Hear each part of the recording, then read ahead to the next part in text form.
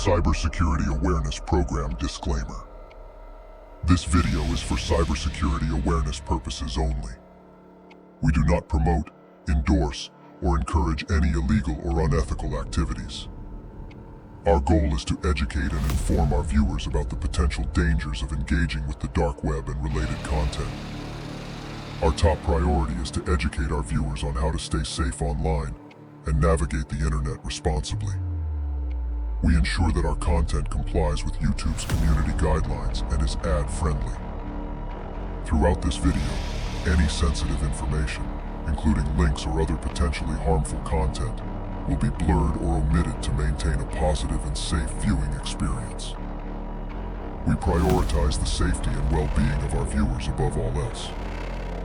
Please remember to always follow legal and ethical guidelines when exploring online content.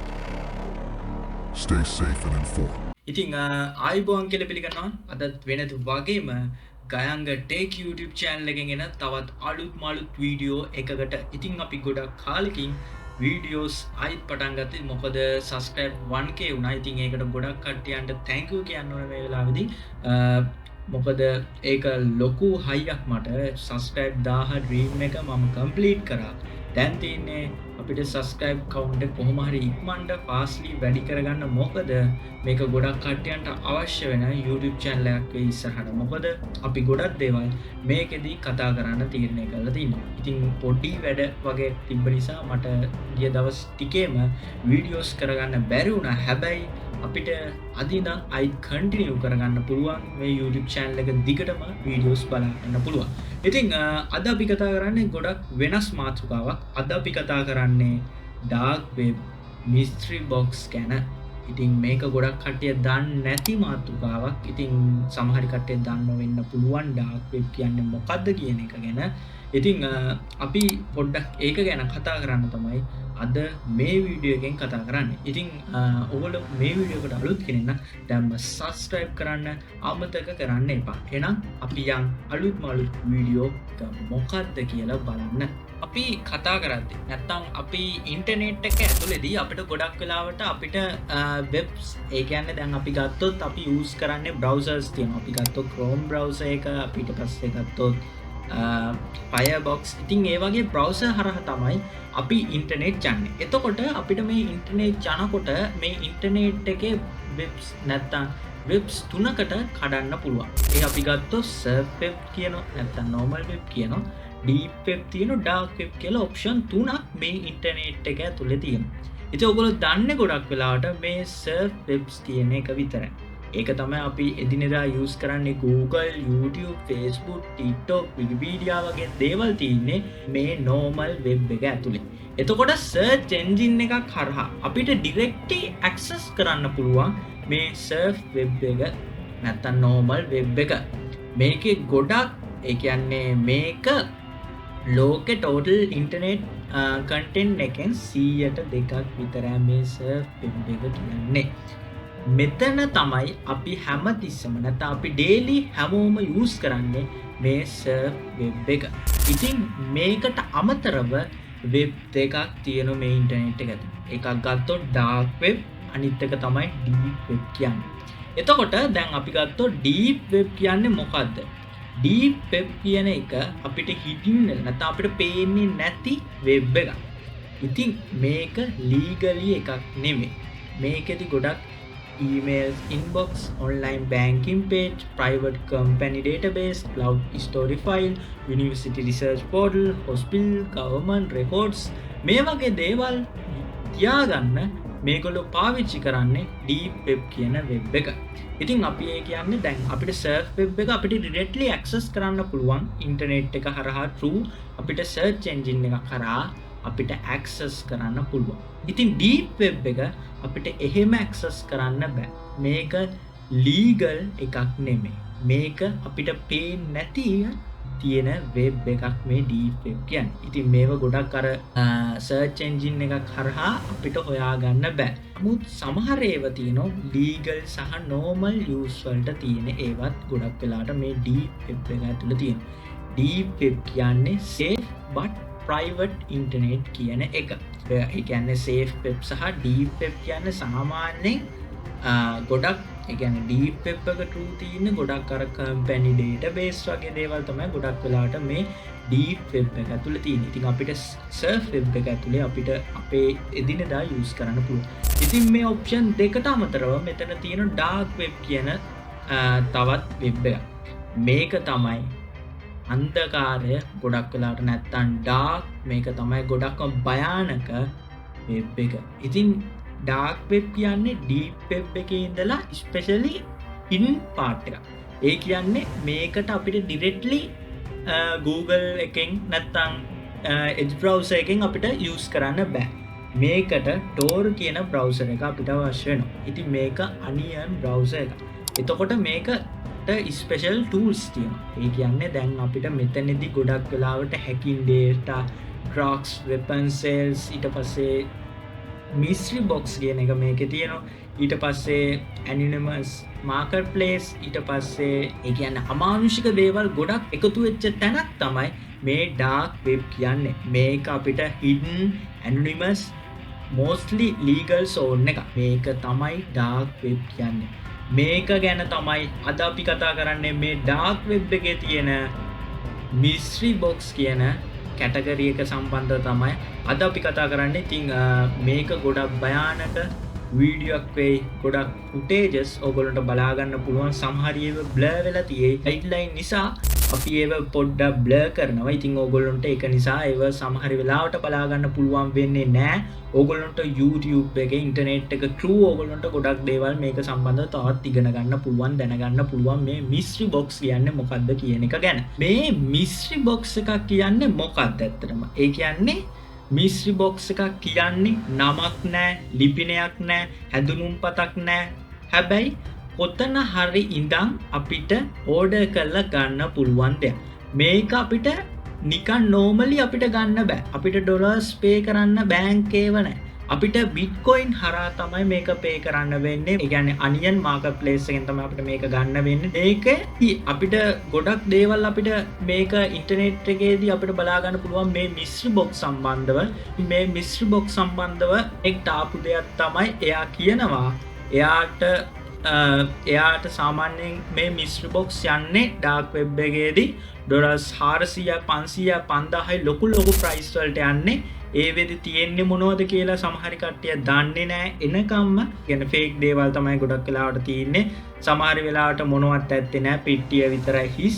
හැබැයි මේක කොහෙන් ආපු එකක්ද, කාගෙන්ද මේක දුන්නේ, නමක් ගමක් ලිපිනයක් කිසිම දෙයක් නැහැ. ඒක අපිට ඩිලිවර් කරන්නේ කිසිම ඩිලිවර් එකක් අපිට හොයාගන්න බැරි වෙන්න තමයි මේගොල්ලෝ ඩිලිවර් කරන්නේ. ඒ වෙදි ගොඩක් වෙලාවට එක්කෙනෙක් කියන දෙයක් තමයි එයා mystery box එකක් ඕඩර්ස් කරලා එයා ඩිලිවරි එකෙන් දවස් 6ක් විතර ගිහිල්ලා එයා ගෙන්නගෙන තියෙනවා. එතකොට මේකෙදි මෙයා තීලා තින්නේ එතනදී ගොඩක් භයානක දෙයක්. ලේ තැවිරිච්ච රෙදි කෑල්ලක්, ඒ වගේම අද්භූත බෝනික්ෙක්, ඒ වගේම ගොඩක් භයානක විදියට එන එක අයිටම්ස්. ඒව ගොඩක් වෙලාට මට මේකෙදී ඔයගොල්ලන්ට පැහැදිලි කරන්න පොඩ්ඩක් අමාරුයි. කොට තව එක්කෙනෙක්ට වුණ දෙයක් තමයි එයා mystery box එකක් orders කරලා තියෙනවා. එතකොට ඒකේ ඇතුලේ තියලා තියෙන USB එකක්, ඒක laptop එකට plug කරාම screen එක blink වෙලා තියෙනවා. ඒකේ folder එකක් විතරක් තියලා තියෙනවා. play me mp4 කියලා format එකෙන් පොඩි folder එකක file එකක් තියලා තියෙනවා. මේක click කරාම වීඩියෝ එකක් ඇවිල්ලා තියෙනවා.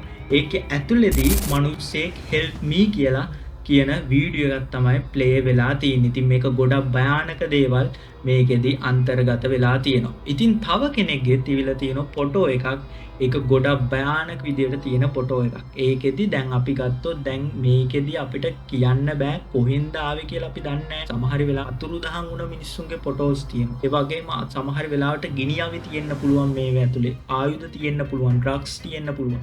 මේ ගොඩක් භයානක mystery box සම්බන්ධව ගත්තොත් mystery box කියන්නේ ගොඩක් භයානක දේවල් තියෙන තැන. එතකොට මෙතනදී mystery box එකක් ඇතුලේ තවත් දේවල් තියෙන්න පුළුවන්. ගොඩක් වෙලාවට ලේ පැවරුණු ආයුධ, අද්භූත හඬපට, ඊට පස්සේ පැහැරි ගැනීම වලට සම්බන්ධ සාක්ෂි, ඊට පස්සේ අපි ගත්තොත් ගොඩක් වෙලාවට ලැප්ටොප්ස්, ඊට පස්සේ මොබයිල් ෆෝන්ස්, ඒව ගොඩක් භයානක විදිහට. මොකද දැන් අපි දන්නේ නැහැ කවුද එවන්නේ, කොහෙන්ද එවන්නේ. සමහර වෙලාවට මේව මොකක් හරි කාගෙන් හරි හොරකම් කරපු දේවල්ද කියලා දන්නේ නැහැ. කොහෙන් හරි උස්සපු දෙයක්ද කියලා අපි දන්නේ නැහැ. කොහෙන් ආපු එකක්ද කියලා අපිට ඔප්පු කරන්න බැරි වෙනවා. ඒක ගොඩක් ලොකු ප්‍රශ්නයකට මුහුණ දෙන්න වෙනවා. සමහර වෙලාවට ඒව ඇතුළේ තියෙන USB අපේ කම්පියුටර්ස් ලැබ් වලට ප්ලග් කරද්දී ගොඩක් වෙලාවට අපේ data ඒගොල්ලන්ට යන්නත් පුළුවන්. ගොඩක් වෙලාවට ඒක භයානකයි මේ mystery box කියන්නේ. ඉතින් මේක ගොඩක් වෙලාවට භයානක දෙයක්. මේක ගොඩක් usually ගොඩක් දේවල් මේකේ අන්තර්ගත වෙනවා.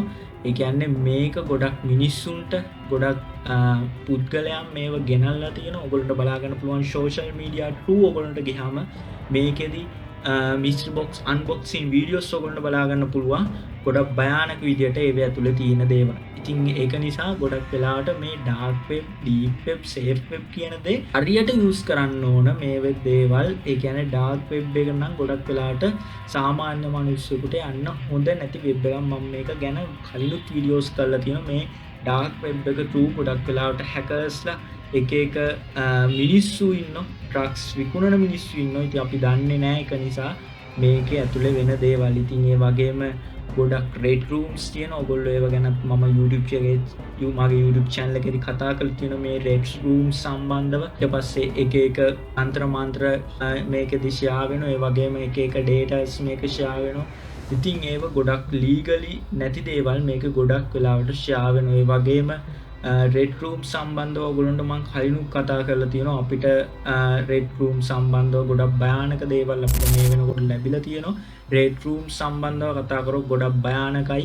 ඒවත් ගොඩක් වෙලාවට මේකෙදි සිද්ධ වෙනවා. එක live stream මේකේ සිද්ධ වෙනවා. ආයුධ ගිනියාවි සම්බන්ධ දේවල් මේකෙදි share වෙනවා. ඒ වගේම ගොඩක් වෙලාවට මද්ද්‍රව්‍ය සම්බන්ධ මේ share වෙනවා.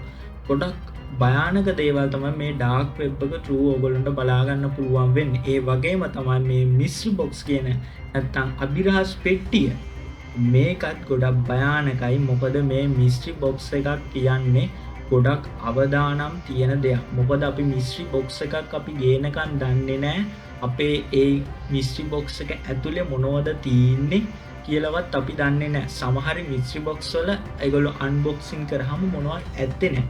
සමහර mystery box වල ගොඩක් භයානක දේවල් තියලා තියෙනවා. ඉතින් ඒව ගොඩක් වෙලාවට social media වල සමහර මිනිස්සු දාලා තිබ්බට අද වෙනතුරු ඒ මිනිස්සු ජීවතුන් අතර ඉන්නවද කියලාවත් දන්නේ නැහැ. සමහර මිනිස්සු අතුරුදහන් වෙලා මේ mystery box සම්බන්ධ ඒගොල්ලෝ mystery box එකක් orders කරලා ඒගොල්ලෝ ගෙදරට ගෙන්නලා ඒක දැක්ක ගමන් ඒගොල්ලෝ සමහර වෙලාවට මිනිස්සු අතුරුදහන් වෙලා කියලා ආරංචි වෙලා තියෙනවා. ඉතින් ඒව datas ඔයගොල්ලන්ට බලා ගන්න පුළුවන් social media වල ඔයගොල්ලන්ට research එකක් කරද්දී. ඉතින් මේ mystery box කියන දේ ඔයගොල්ලෝ හිතන තරම් ලේසි දෙයක් නෙමෙයි. මේ mystery box කියන්නේ ගොඩක් භයානක දේවල් තියෙන දෙයක්. නැත්තම් තියෙන පෙට්ටියක් කිව්වොත් මම නිවැරදි. මේක ගොඩක් dark web එක through තමයි ඔයගොල්ලන්ට ගන්න වෙන්නේ. අර මම ඉස්සෙල්ලා කිව්වා වගේ bitcoin හරහා තමයි මේක සිද්ධ වෙන්නේ මේ ගනුදෙනු. ඉතින් මේක ගොඩක් භයානකයි. ඉතින් ඒක නිසා මේව dark web එකට මම නම් කියන්නේ නෑ දැනුමක් නැතුව යන්න එපා.